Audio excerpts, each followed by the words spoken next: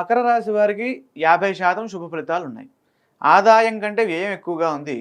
రాజపూజ్యం కంటే అవమానం ఎక్కువగా ఉంది. ఇక ఫలితం మనకు అర్థమవుతూనే ఉంటుంది. కాబట్టి ఆదాయం 2, వ్యయం 8, రాజపూజ్యం 1, అవమానం 2.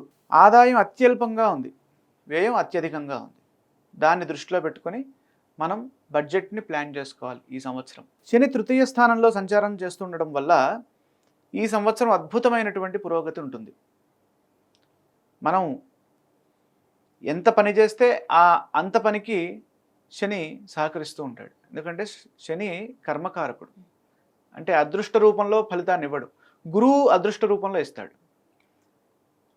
గత కొన్నేళ్లుగా పడినటువంటి కష్టాలకు ఇది ఒక కొలిక్కి వస్తాయి. ఆ కష్టాలన్నీ ఈ సమయము పరిష్కార సమయంగా ఇక్కడ గోచరిస్తోంది. మీ ఆత్మవిశ్వాసం రెట్టింపు అవుతుంది, సానుకూల ఫలితాలు సిద్ధిస్తాయి. సకాలంలో బాధ్యతల్ని నిర్వర్తించడం ద్వారాగా తగిన గుర్తింపు లభిస్తుంది, ఉన్నత స్థితి కలుగుతుంది. జూన్ 2 నుండి అక్టోబర్ 31 వరకు గురువు సప్తమ స్థానంలో ఉచ్చరాశిలో ఉన్న కారణం చేత, సప్తమం అంటే వివాహ స్థానం, వాణిజ్యము అక్కడే ఉంది. కాబట్టి వ్యాపార విషయాలు బాగా ముందుకు వెళ్తాయి. అలాగే కలత్ర విషయాలు కూడా, అంటే వివాహ విషయాలు, భాగస్వామితో ఉండేటటువంటి అనురాగం కూడా పెరుగుతుంది. పెళ్లి కాని వారికి పెళ్ళవుతుంది. అలాగే విద్యార్థులు బాగా ముందుకు సాగుతారు. ఎంత ప్రయత్నం చేస్తే అంతకు రెట్టించినటువంటి ఫలితాలు వస్తాయి. సంపూర్ణ జ్ఞాన ప్రకాశంతో పరిశోధాత్మకమైనటువంటి అభివృద్ధిని సాధిస్తారు. ప్రస్తుత సమాజానికి తగిన విధంగా విజ్ఞానాన్ని పొందుతారు. ఆదాయ వనరులు సమకూరుతాయి. బుద్ధిబలాన్ని ఉపయోగించడం ద్వారాగా అధిక లాభాలు కలుగుతాయి. వ్యాపారంలో మంచి అభివృద్ధి ఉంటుంది. ఆస్తిని పెంచుకునే వీలు కలుగుతుంది. రాహువు వాక్స్థానంలో ఉన్నాడు. రాహువు వాక్స్థానంలో ఉన్నప్పుడు చాలా జాగ్రత్తగా ఉండాలి. అంటే మాట విషయంలో మన నోరు మంచిదైతే ఊరు మంచిదవుతుంది. కాబట్టి ఎప్పుడూ మనం పాజిటివ్నే మాట్లాడాలి. అసలు అపశబ్దం మాట్లాడద్దు. ఇది ఎలా ఉంది సార్ అంటే చాలా బాగుంది అనాలి, అది బాగాలేకపోయినా. ఎందుకు ఆ దోషం ఎందుకు మనకి? అలాగే వేరే వారిని ఊరికే మనసులో మనం నెగిటివ్గా ఊహించుకున్నా అది వాగ్దోషం కిందకే వస్తుంది. వాచా దోషం అని అంటారు దాన్ని. ఎవరికైతే వాక్స్థానంలో రాహు ఉంటాడో వారు ఈ వాచా దోషానికి దూరంగా ఉండాలి. అంటే ఒకరిని ఒక మాట అనకూడదు నెగిటివ్గా, అది మళ్ళీ మనకి రిఫ్లెక్ట్ అవుతుంది. కాబట్టి దాన్ని దృష్టిలో పెట్టుకోవాలి. ఆ తర్వాత జన్మరాశిలోకి వస్తాడు, అది ఇంకా డేంజర్. జన్మరాశిలోకి రావడం ద్వారాగా మాయ ఆవహిస్తుంది. అంటే ఆయనే మాయ. ఆయన మన జన్మరాశిలోకి వచ్చినప్పుడు అసలు అందరూ పక్క నుండి పొగేస్తూ ఉంటారు, నువ్వు చాలా గొప్పవాడివి ఇది ఇది అని. అదన్నీ నమ్మద్దు. మనం అదేంటి మనకి గ్రౌండ్ మీద ఉండి ఆలోచించాలి, మనం గాల్లో విహరించద్దు.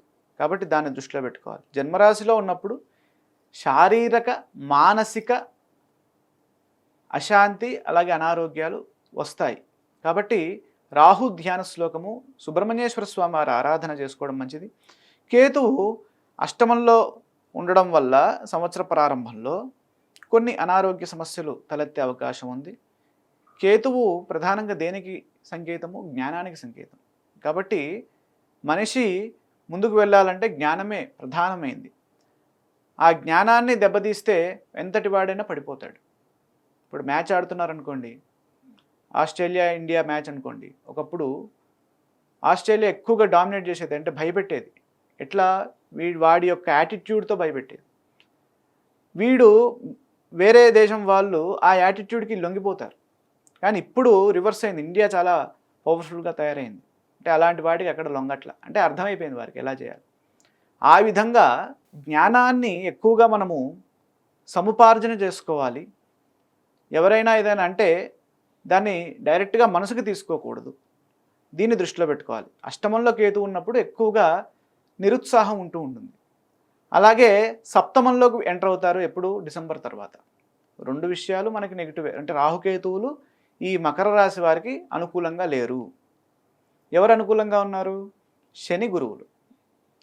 ఈ శని గురువుల యోగ్యత వల్ల ఈ సంవత్సరము మకర రాశి వారికి 50% శుభ ఫలితాలు సిద్ధిస్తాయి. ఇక స్థిరాస్తి కొనుగోలు చేసేటప్పుడు అనుభవజ్ఞుల సలహాలు తీసుకుంటూ ముందుకు సాగడం వల్ల అనుకూల ఫలితాలు ఉంటాయి. సాహస కార్యాలు విజయాన్నిస్తాయి. గణపతికి గరికతో పూజ చేయడము, అలాగే దుర్గా ధ్యానాన్ని, అర్గళా స్తోత్రము వంటి స్తోత్రాలని, దుర్గాదేవికి సంబంధించినటువంటి స్తోత్రాలని చదువుకోవడం ద్వారాగా మేలైన ఫలితాలు మకర రాశి వారు పొందవచ్చు.